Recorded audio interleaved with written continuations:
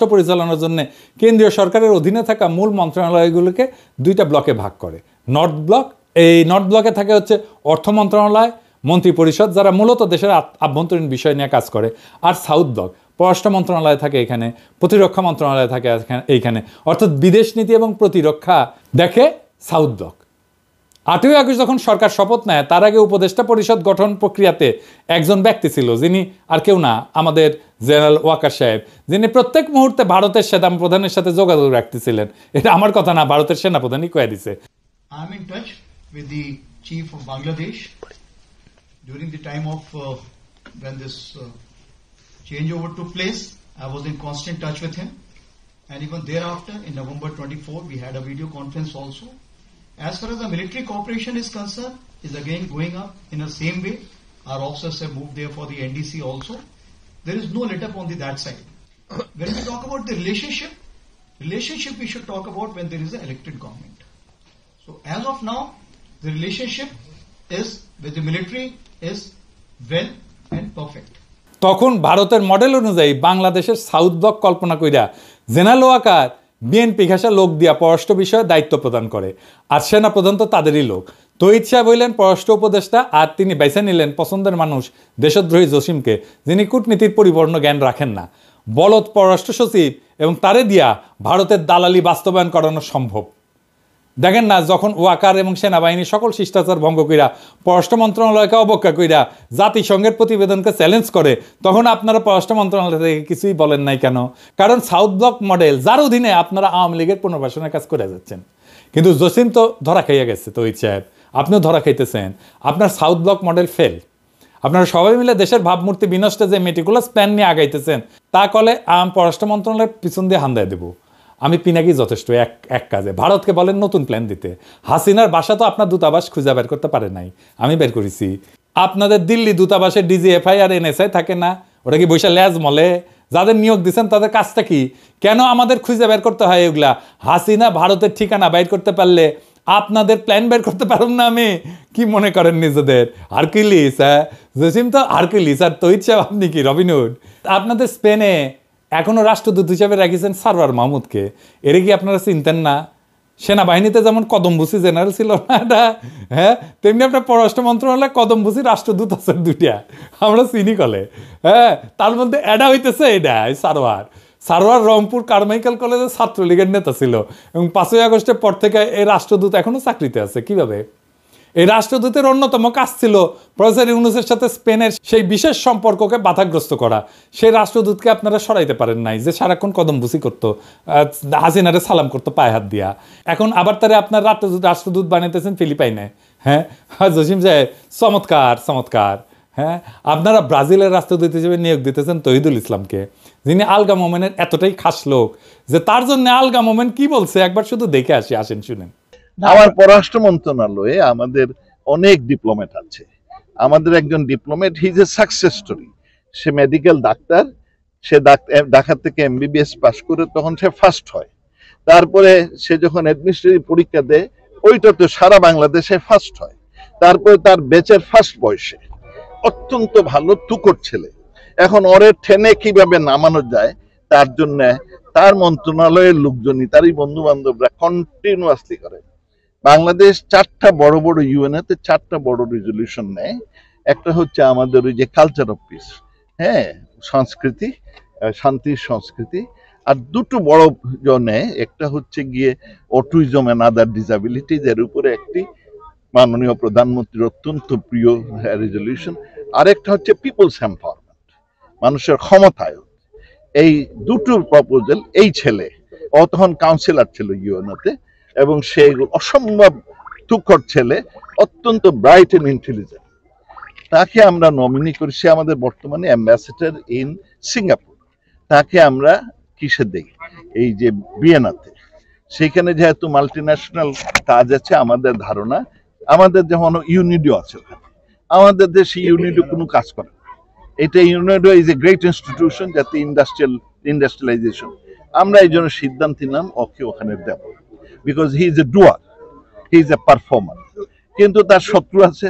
শত্রু ওখানে গিয়ে, সে যখন মিলানে কাউন্সিল জেনারেল ছিল, চায়না তো ছিল, কাউন্সিল জেনারেল থাকা অবস্থায় কোনো একটা মেয়েকে তার পিছনে, সে ব্যাচেলর, তো একটা পিছনে লাগায় একটা কেলেঙ্কারি করার চেষ্টা করে, তখন তাকে উইথড্র করা হয়, সাসপেন্ড করা হয়, অনেক ইনভেস্টিগেশন হয়, সরকারের অনেক আপনাদের টাকা, ট্যাক্সপেয়ারের টাকা খরচ করা হয়, পরে দেখা যায় একেবারে বানোয়াট, একেবারে অলিক।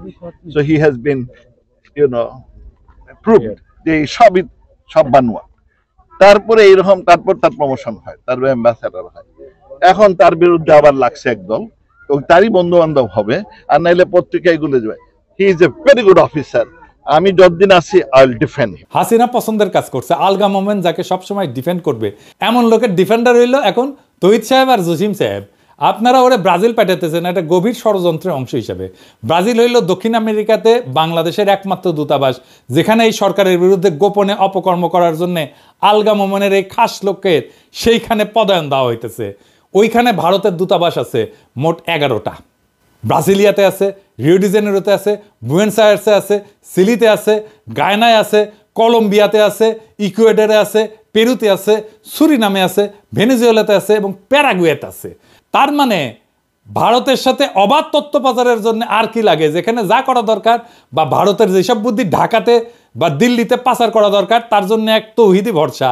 আর তৌহিদ তার মাথা ব্যথা লুচ্চা সচিব জসিম উদ্দিনের ভরসা উঠতেছে এই ব্রাজিলে পাঠানো নতুন রাষ্ট্রদূত। আর এটা বলি, আপনার ব্রাসেলস মিশনে বিজয় দিবসের অনুষ্ঠানে পলাতক পররাষ্ট্রমন্ত্রী হাসান মাহমুদের ছোট ভাই যে আওয়ামী দলবল নিয়ে দূতাবাসের অনুষ্ঠানে গেছিল, তার বিষয়ে আপনি কোনো ব্যবস্থা নিচ্ছেন? নেন নাই। কেন নেন নাই?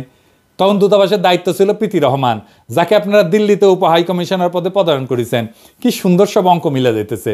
প্রীতি রহমান তো দিল্লিতে হাসান মাহমুদের বার্তা পৌঁছে দিবে আপনাদের গডমাদার গণহত্যাকারী হাসিনার কাছে। ব্রাসেলস দূতাবাসের এই কাজ নিয়ে আমি ফেসবুকে পোস্ট করেছিলাম, কিন্তু আপনার হারকিউলিস পররাষ্ট্র সচিব তো একেবারে নির্বিকার।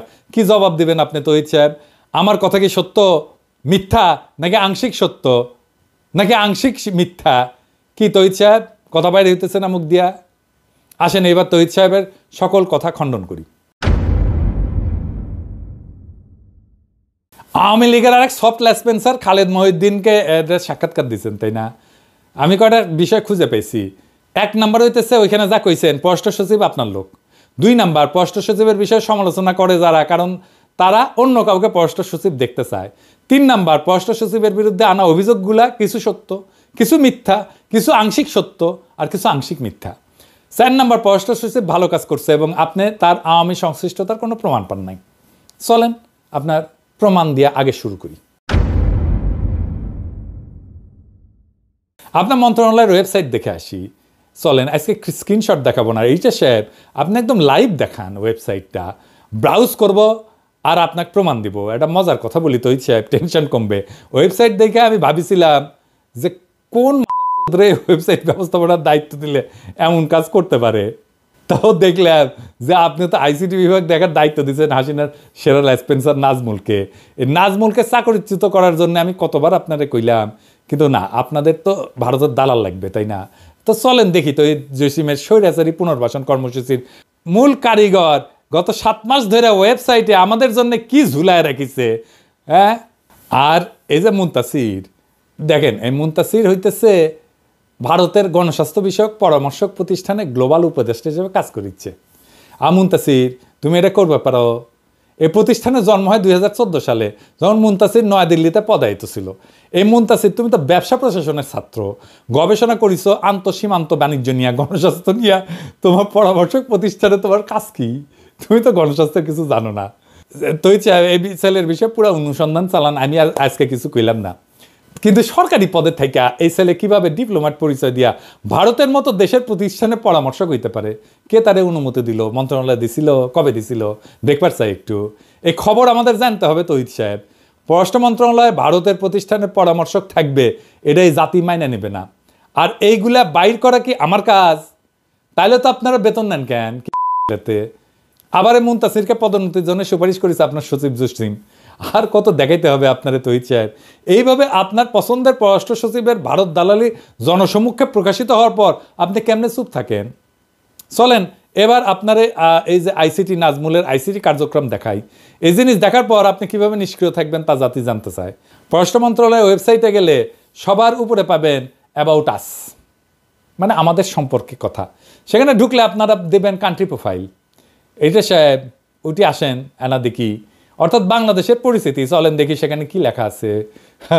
ইংরেজিতে লিখেছে, ইংরেজি যেহেতু লিখেছে তাহলে ঠিকই লিখেছে, আসেন দেখি ইংরেজিতে কি লিখেছে, পড়বে পারি কিনা জানি না।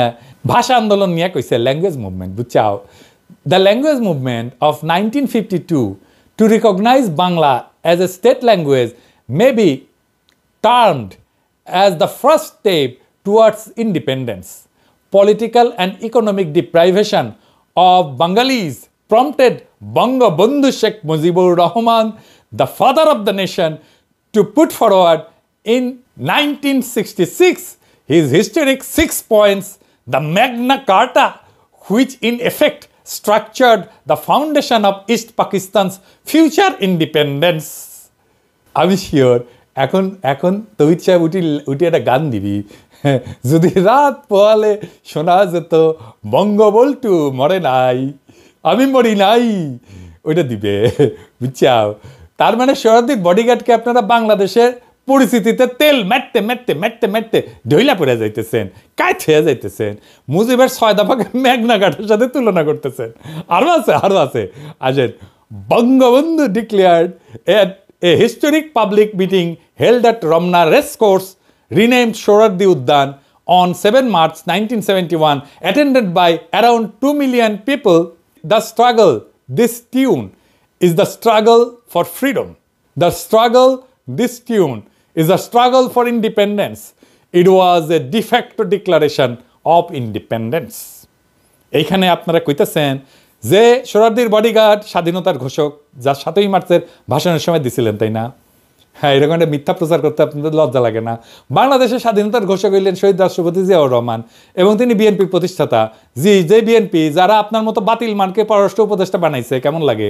হ্যাঁ, এখন বিএনপি নেতারা দেশ স্বাধীন হয়েছে, ছাত্ররা স্বাধীন করিয়া দিছে, এখন এটা কি আমাদের দায়িত্ব আপনাদের জন্য ইতিহাস ঠিক করিয়া দিমু? আপনারা তো ইতিহাস গড়তে উপদেষ্টা বসাইছেন, সচিব বসাইছেন, আর তারা ভারতের দালালি করে বাংলাদেশে আওয়ামী পরিচিতি প্রচার করতেছে। আরও আছে, ওয়েবসাইটের একদম শেষ হয় নাই। হ্যাঁ, father of the nation Bangabandhu Sheikh Mujibur Rahman was the founder president of Bangladesh. He was subsequently assassinated on 15th of August 1975 by a group of conspirators. অর্থাৎ এইখানে আবারও বলা হচ্ছে সোহরাওয়ার্দীর বডিগার্ড, জাতির পিতা এবং কিছু ষড়যন্ত্রকারী তাকে 1975 সালে 15 আগস্ট হত্যা করেছে। হ্যাঁ, কি আর কমো, আওয়ামী বয়ানের ইতিহাস এখনো ফেরি করিচ্ছে বিএনপির মনোনীত উপদেষ্টা, বিএনপির মনোনীত সচিব তৌহিদ সাহেব। আপনার আর আপনার মাথা ব্যথা পররাষ্ট্র সচিব তো রাষ্ট্রদ্রোহী, দাঁড়ান একটু দম নিয়ে নি। আপনাকে এই লেসপেন্সারি দালালি দেখার জন্য 5ই আগস্ট হয়েছিল। আপনার যে ভারতের কাছে দেশ বেচবেন এজন্য ছাত্রর পান দিছিল। পুরা দেশ চিনে রাখেন জুলাই বিপ্লবের বিপক্ষের শক্তি কারা। পুরা দেশ দেখুক যে জনগণের সামনে আওয়ামী সন্ত্রাস আর গণহত্যাকে ফিরে আনতে কারা কাজ করতেছে। জসিম কইছিল না যে সে ন্যারেটিভ তৈরিতে সফল হয়েছে, জসিমের সফলতার ন্যারেটিভ দেখায় দিলাম। এই তোর সফলতারে হারাম জাদা। হ্যাঁ, এই ওয়েবসাইট হইল বাংলাদেশকে চেনার, বাংলাদেশ সম্পর্কে জানার মূল ওয়েবসাইট। আমরা যখন কোনো দেশ সম্পর্কে জানতে চাই তখন সবচেয়ে নির্ভরযোগ্য তথ্যের জন্য পেশাজীবীরা সেই দেশের পররাষ্ট্র মন্ত্রণালয়ের ওয়েবসাইট দেখে। আমরা যতই ব্যবসা বাণিজ্য, জাতিসংঘ রিপোর্ট, আন্তর্জাতিক অপরাধ ট্রাইব্যুনাল, স্বৈরাচারের বিচারে এই কথাগুলো বলি না কেন, যখন এই বিষয়গুলো বিদেশিরা বিবেচনা করে তখন তারা সরকারের ওয়েবসাইটে থাকা ন্যারেটিভগুলো দেখে। আওয়ামী লীগ কীভাবে নিষিদ্ধ হবে? যদি পররাষ্ট্র মন্ত্রণালয়ের ওয়েবসাইটে বাংলাদেশ পরিচিতি অংশে ফ্যাসিস্ট আওয়ামী লীগের নাম 3 বার উচ্চারিত হয় আর ফ্যাসিস্টের স্লোগান জয় বাংলা লেখা থাকে, এইগুলা হইল আওয়ামী লীগকে নিষিদ্ধের প্রক্রিয়াকে বাধাগ্রস্ত করা আর ফ্যাসিবাদী শাসন কায়েম করার কৌশলী পদক্ষেপ, যা তৌহিদ সাহেব, জসিম সাহেব এই গং মিলে বাস্তবায়ন করছে। কি মির্জা ফখরুল সাহেব, তৌহিদ সাহেব আর জসিম সাহেবকে আপনারা সরাবেন নাকি আমাদের কিছু করা লাগবে? নাকি স্বাধীনতার এই ইতিহাস আপনাদের কাছে এখন গ্রহণযোগ্য? আপনাদের সামনে এখন অগ্নি পরীক্ষা, জনগণ দেখতেছে। ফখরুল সাহেব, জনাব তারেক রহমান, আপনার বিএনপির রিকমেন্ডেশন দেখেন। আপনারা যদি জসিমকে আর তৌহিদের আসরান তাহলে আমরা বুঝে নেব যে আপনাদের কাছে বাংলাদেশের আসল ইতিহাস কি। জিয়াউর রহমান ব্যতিরকে বাংলাদেশের স্বাধীনতার যে ইতিহাস তৌহিদ সাহেব, জসিম সাহেব বাংলাদেশের পরিস্থিতি হিসাবে তুলে ধরছে গত 7 মাস ধরে, তো আপনারা মেনে নিচ্ছেন, তাই না? মেনে নিলে কথা নাই, কারণ ক্ষমতার মাখনে আদর্শ পিছলানো কোনো নতুন কিছু না। না হলে আপনাদের প্রতিবাদ দেখতে চাই, অন্যথায় আমরাও ভেবে নিব যে বিএনপি এখন আওয়ামী লীগের মুখ্য পুনর্বাসন কর্মকর্তা হিসেবে আপনারা নির্বাচনের পর ক্ষমতা আসলে এই ইতিহাস আমরা বদলাইতে দেব না, এরকমই থাকবে। এই তো গেল বিএনপির কথা। এবার জুলাই আন্দোলনের অগ্রসৈনিকদের দৃষ্টি আকর্ষণ করছি। তোমরা দেখো যে আবু সাইদের রক্তের ইতিহাস আজ তৌহিদ, জসিম, নাজমুলদের স্বৈরাচারী গ্রাসে পর্যদুস্ত। তোমরা দেখো মুগ্ধর আত্মত্যাগ এখন তৌহিদ, জসিম, নাজমুলদের খুনি হাসিনাকে ফিরে আনার প্রতি বিপ্লব। তোমরা দেখো তোমাদের গড়া ইতিহাস নিয়ে তোমাদের কান্দে চইরা ক্ষমতায় বসা কিছু আওয়ামী দালাল তাদের ভবিষ্যৎ নিশ্চিতের শকুনি হাসি দিচ্ছে। তোমরা দেখো তোমাদের আর নতুন বাংলাদেশের মাঝে বসে ভারতের দালালি করা কিছু হয় না কিভাবে দেশকে উপস্থাপন করতেছে। এই ঘটনা দেখার পর যদি তোমাদের রক্তে আর একটা বিপ্লব টকবক করে ফুটে না ওঠে, তাহলে তোমরাও এই জাতির কাছে নিজেদেরকে কলঙ্কিত করবা। এবার তৌহিদ সাহেব আপনার বক্তব্যের 4 দফাতে আসি। প্রথম দফা আপনি বলছেন পররাষ্ট্র সচিব আপনার লোক, তাই তার সব কাজের দায় আপনার, এই ব্যাপারে আপনার দায়িত্ব এড়ানোর কোনো সুযোগ নেই। দ্বিতীয় দফা আপনি বলছেন যে পররাষ্ট্র সচিবের বিষয়ে সমালোচনা আছে, কারণ যারা সমালোচনা করছে তারা অন্য কাউকে পররাষ্ট্র সচিব দেখতে চায়। হ্যাঁ চাই, কোনো সমস্যা? এরকম ভারতের দালাল আর বিপ্লবের সাথে বেইমানি করা পররাষ্ট্র সচিবকে কে রাখতে চায়? আপনি ছাড়া। এইরকম ভারতের কাছে মাথা ব্যথা পররাষ্ট্র সচিব কে রাখতে চায়? আপনি রাখতে চান। এরকম হাসিনার আওয়ামী দালাল পররাষ্ট্র সচিবকে রাখতে চায় আপনি। আমি ভাবছিলাম জসিমের প্রতি একটু সদয় হব, গত 4 মাস ধরে ওয়েবসাইট দেখতেছি, শুধরানোর সুযোগ দিছি, কিন্তু আপনার হারকুলিস জসিম সেই কথা বুঝে নাই। আমি এমনি কথা কই না তৌহিদ সাহেব, জসিমের যেন চাকরি না যায়, মানে পরিবার নিয়ে যেন ঠিক মতো চলতে পারে, সেই জন্য তার প্রতি দয়া করে সব কথা বলি নাই। আপনি জসিমের পক্ষে চ্যালেঞ্জ করে আমাকে অনেক কথা বলতে বাধ্য করেছেন, লাগলে অডিও ভিডিও কিছু বাদ দিব না, তবু জসিমের মতো রাষ্ট্রদ্রোহীকে দিয়ে পররাষ্ট্র মন্ত্রণালয় চালাইতে পারবেন না, ফুল স্টপ। আমি কইছি না জান কালা কালা কইরা দিব, শুরু কইরা দিছি কলে। আমাদের কোনো পছন্দ নাই, আমরা সেরা অফিসারকে চাই যে আপনাদের অপকর্ম মুইসা প্রফেসর ইউনূস স্যারের নেতৃত্বে সরকারের কূটনৈতিক অবস্থান তৈরির জন্য কাজ করবে এবং বিপ্লবের সঠিক ন্যারেটিভ তুলে ধরবে। তৃতীয় দফা পররাষ্ট্র সচিবের বিরুদ্ধে আনা অভিযোগগুলো কিছু সত্য, কিছু মিথ্যা, আর কিছু আংশিক সত্য আর আংশিক মিথ্যা। বলেন কোনটা কোনটা মিথ্যা? জসিমের মাজেদা রফিকুন্নাসকে সুপারিশ করা মিথ্যা? জসিমের ফেসবুক পোস্ট মিথ্যা? 2 আগস্ট না হয় তিনি আওয়ামী লীগের চাপে এই কাজ করছেন, কিন্তু আপনার কয়জন রাষ্ট্রদূত এই কাজ করেছেন? খুব বেশি হলে 6 থেকে 7 জন। সব চাপ খালি জসিমের উপরে, তাই না? এত মিথ্যা কথা কিভাবে বলেন তৌহিদ সাহেব? জসিম এই কাজ করছে কারণ তার কয়দিন আগে সে হাসিনারে পার্সোনালি তেল দিছে চীন সফরের সময়, আর আগস্টে আরেকবার তেল দিছে কারণ সে পররাষ্ট্র সচিব হইতে চায়। কিন্তু 5 আগস্ট গদি উল্টানোর পর তিনি ভোল পাল্টাইতেছেন। তারপর আসেন আপনার ওয়েবসাইটে শেখ হাসিনার নিউরাল নেটওয়ার্কের প্রেতাত্মা ঘুরে বেড়ানো কি মিথ্যা? লস অ্যাঞ্জেলসে থাকে সামিয়া, আলাউদ্দিন আর টরেন্টোর কনসাল জেনারেল ফারুক, এরা কি মোমেন শাহরিয়ার আলমের দোষর ছিল না? ফ্লোরিডার কনসাল জেনারেল সোহেলি কি জুলাই বিপ্লবের সময় পররাষ্ট্র মন্ত্রণালয়ের মুখপাত্র ছিল না? ছাত্রদের বিপক্ষে সে কি কথা বলে নাই? হাসিনার সহকারী প্রেস সচিব সারোয়ার আলম সরকারের পরিচালক পদে পদায়ন এবং পদোন্নতি কি মিথ্যা? নাজমুলের আওয়ামী যোগাযোগ কি মিথ্যা? বিএম জামালের রেসপেন্সারি কি মিথ্যা? কদমবুসি রাষ্ট্রদূত সারোয়ার মাহমুদের 7 মাস পদে থাকা কি মিথ্যা? আপনার ওয়েবসাইটে বাংলাদেশের ইতিহাসে প্রহসনমূলক উপস্থাপন কি মিথ্যা? বলেন তৌহিদ সাহেব। চতুর্থ দফা আর প্রমাণ করা কিছু নাই, ওয়েবসাইট দেখাই আমি শেষ প্রমাণ দিলাম যে আপনার পররাষ্ট্র সচিব আওয়ামী দালাল। এইবার কি আপনি তারা ডিফেন্ড করবেন? করেন সাহস থাকলে। পুরা দেশ আর দেশের জনগণ দেখবে তখন পররাষ্ট্র মন্ত্রণালয় তার সর্বোচ্চ নেতৃত্ব আওয়ামী লীগের দালালি করতেছে। তখন আমরা মানে জনগণ এবং রাষ্ট্রের সাংবিধানিক মালিক এই মর্মে সিদ্ধান্ত নিব যে আমাদের টাকায় পররাষ্ট্র মন্ত্রণালয়ের কোনো বরাদ্দ হবে না। হাসিনার দালালি করলে ভারত থেকে টাকা আইনা করেন তৌহিদ সাহেব, বাংলাদেশের টাকা না, বাংলাদেশের ট্যাক্সের টাকায় দালালি করা যাবে না ভারতের। আর তা না হইলে এই ভিডিও প্রকাশের 48 ঘন্টার মধ্যে জসিম, নাজমুলের পাশায় লাঠি দিয়া মন্ত্রণালয় থেকে বাইর করেন, নইলে আমরা আপনাদের সরানোর 1 দফা আন্দোলনে নামবো। পররাষ্ট্র মন্ত্রণালয়ের সামনে গরু ফেলামো আর জিয়াফত দেবো, গরু ফেলামো আর জিয়াফত দেবো। ভারতের দালালি করা একদম হান্দায় দেবো পিছন দিয়া। 2 বার বলছি, এই শেষ কথা আবারও বলতেছি, জসিম আর 1 মুহূর্ত পররাষ্ট্র সচিবের পদে থাকতে পারবেন না। ইউনূস স্যার আর উপদেষ্টা পরিষদ আপনারা আমার কথা শুনেন নাই, আপনারা জসিমরে পররাষ্ট্র সচিব রাখছেন এই বাটপার আপনাদের চোখের সামনে বৈশা তার মন্ত্রণালয়ের ওয়েবসাইটে আওয়ামী দালালির প্রমাণ রেখা ঘুরে বেড়াতেছে, আর আপনারা জসিমরে নিয়ে উপদেষ্টা পরিষদের মিটিং করেন। জসিম যদি পররাষ্ট্র সচিব থাকে তাহলে আপনাদের মুখে বিপ্লবের সপক্ষে আর কোনো কথা শুনতে চাই না। আমি আর ডেডলাইন দিব না, আমি এখন সময় দেখব কত তাড়াতাড়ি এই জাতির কলঙ্ক মোছার কাজে আপনারা হাত দেন, আমরা ফলাফল দেখব। না হলে আমি যদি লোকজন নিয়ে পররাষ্ট্র মন্ত্রণালয় ঘেরাও করি আর লাথি দিয়া তৌহিদি জসিমরে পররাষ্ট্র মন্ত্রণালয় থেকে বের করে আমাদের দোষ দিবেন না। ওর ছায়া আমরা দেখতে চাই না, এক মুহূর্ত না।